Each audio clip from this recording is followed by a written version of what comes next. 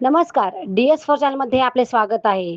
येवला तालुक्यातील डोंगरगाव येथील रहिवासी अशोक तुकाराम पगारे हे आज आपल्या वैयक्तिक कामासाठी भारतीय स्टेट बँक शनी पटांगण येथील शाखेत आले होते. त्यांनी आपल्या बचत खात्यातून 5 लाख रुपये काढले. ही रक्कम आणि त्यांच्याकडे आधीपासून असलेले 10,000 रुपये असे एकूण 5,10,000 रुपये त्यांनी एका कापडी पिशवीत ठेवले होते.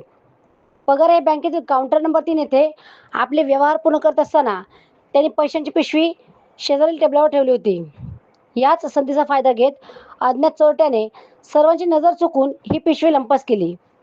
या पिशवीत रोकडसह महत्त्वाचे कागदपत्रे, ATM कार्ड आणि क्रेडिट कार्ड देखील होते. चोरीचा प्रकार लक्षात येताच बँकेत मोठी गर्दी जमा झाली. या घटनेची माहिती तत्काळ पोलिसांना देण्यात आली आहे.